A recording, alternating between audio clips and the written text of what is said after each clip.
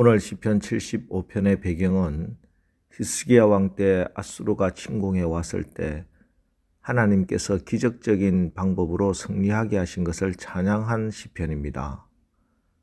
그래서 먼저 오늘 시편은 하나님께 감사를 드립니다. 1절 하나님이여 우리가 주께 감사하고 감사함은 주의 이름이 가까움이라 사람들이 주의 기이한 일들을 전파하나이다. 우리의 신앙생활에 있어서 최고의 승리는 바로 우리가 감사하는 것입니다. 물론 오늘 히스기야 때처럼 기적적인 방법으로 기이한 일로 인해 감사할 수 있어야 하겠지요. 그러나 더 큰 감사는, 더 큰 승리는 우리가 그리 아니하실지라도 감사할 수 있다면, 절대 감사를 드릴 수만 있다면 이것이야말로 최고의 믿음이요 최고의 승리인 것입니다. 출애굽한 이스라엘 백성들은 감사 찬송보다 원망 소리가 더 높았습니다. 죽을 데가 없어서 우리를 이곳까지 이끌고 왔느냐.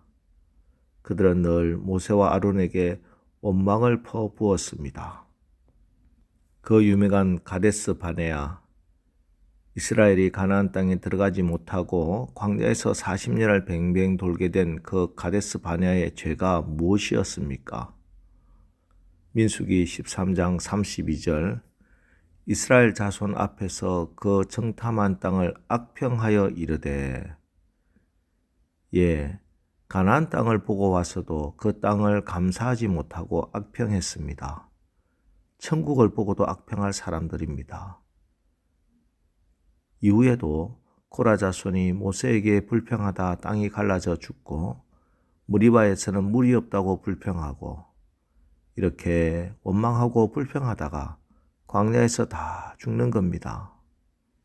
그렇습니다. 광야에서 불평하고 원망하면은 광야에서 다 죽게 되어 있습니다. 광야는 감사로 통과하는 곳입니다. 지금 지구는 세계적으로 사막화가 가속되고 있습니다. 유엔의 보고에 의하면 육지의 4분의 1이 사막화 위기에 처해 있다고 합니다. 이렇게 사막이 늘어나는 이유는 그 지역에 비가 적게 내리기 때문입니다. 그럼 비가 적어지는 이유가 무엇인가? 하늘에 수분이 올라가야 비구름이 형성되는데 공기 오염으로 수분 증발이 방해받아 비구름을 형성하지 못하는 것입니다. 결론은 하늘로 올라가는 수분의 양이 줄어들므로 땅에 내리는 비가 적어지고 이로 인해 이 땅은 황량한 사막으로 변해가고 있는 것입니다. 여기에 영적 원리, 기도의 원리가 있습니다. 기쁨과 감사가 하늘로 올라가야만 은혜의 비가 내리게 되어 있습니다. 기쁨과 감사가 하늘에 올라가지 않으면 하늘에서 은혜의 비가 내리지 못합니다. 성경은 말세에 고통하는 때가 이르리니 사람들 마음에 감사하는 마음이 사라질 것이다 이렇게 말씀합니다. 말세가 되면 고통한다고 하는데 왜 그렇습니까? 과학 문명이 발전하고 더 좋은 옷에, 더 좋은 집에, 더 좋은 먹을거리가 차고 넘치는데 왜 그렇습니까?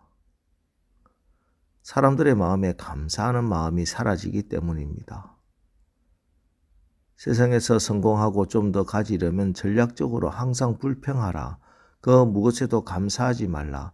그렇게 하면 무슨 콩고물이라도 떨어진다. 이렇게 배워서 그렇게 살다 보니까 감사하는 마음이 사라지고 온통 마음이 불평스럽고 만족이 없습니다.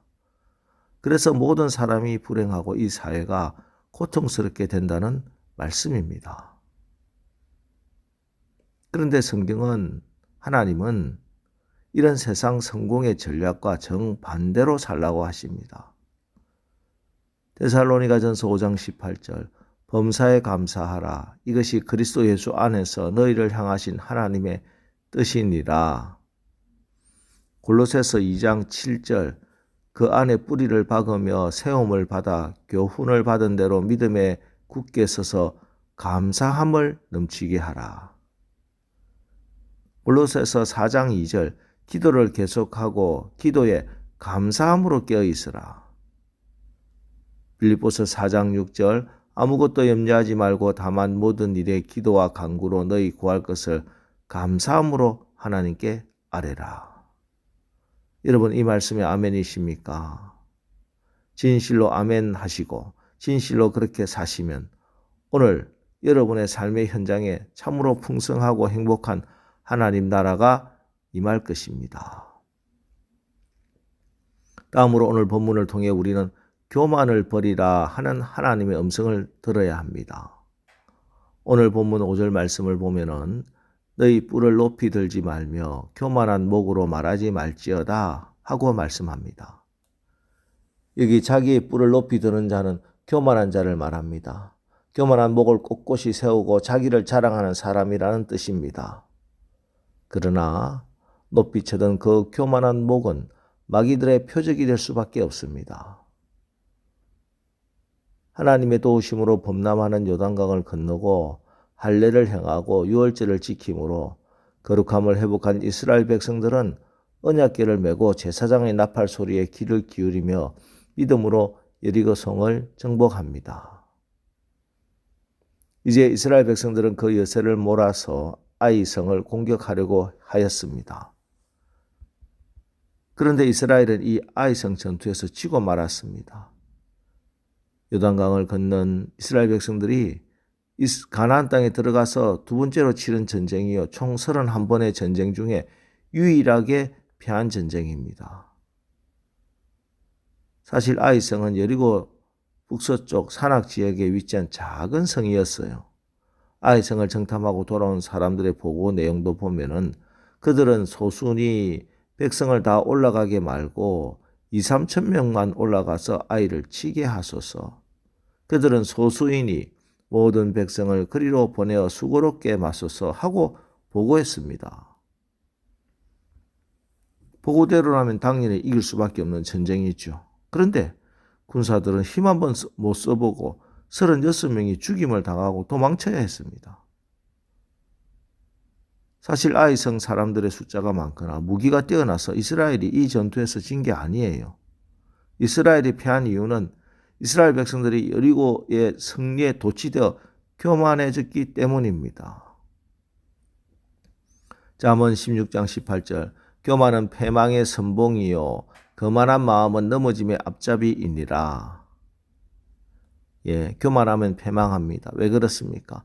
교만하면 기도하지 않기 때문입니다. 교만하면 하나님께 기도하지 않고 하나님의 도우심을 구하지도 않고 인간적인 방법을 사용하기 때문입니다. 교만하면 자신들의 지혜와 경험을 먼저 생각하기 때문입니다. 성 어거스틴에게 제자가 질문합니다. 선생님, 그리스도인에 있어서 최고의 덕이 있다면 무엇입니까? 한참을 생각하던 어거스틴은 첫째는 겸손이라 하고 대답해 주었습니다. 그러면 둘째는 무엇입니까? 하고 제자가 물으니 둘째도 겸손이라고 대답했습니다. 제자들은 계속해서 그렇다면 셋째는 무엇입니까? 하고 묻자 역시 셋째도 겸손이라 하고 대답했습니다.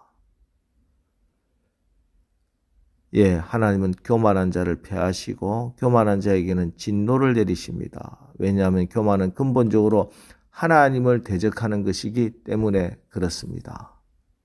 하나님 없이도 살 수 있다는 생각이기 때문입니다. 하나님을 대적하는 교만한 자에게 주어지는 것은 바로 하나님의 진노의 잔밖에 없습니다. 보세요. 8절 여호와의 손에 잔이 있어 술거품이 일어나는도다. 속에 썩은 것이 가득한 그 잔을 하나님이 쏟아내시나니 실로 그 찌꺼기까지도 땅의 모든 악인이 기울여 마시리로다. 여러분, 사람의 기준과 하나님의 기준은 같지 않습니다. 세상은 강자 순으로 선택합니다. 강한 자를 사용합니다. 그러나 하나님은 약점 있는 사람이라도 겸손한 자를 쓰십니다. 여러분, 주님이 쓰는 데는 첫째도 겸손, 둘째도 겸손, 셋째도 겸손입니다.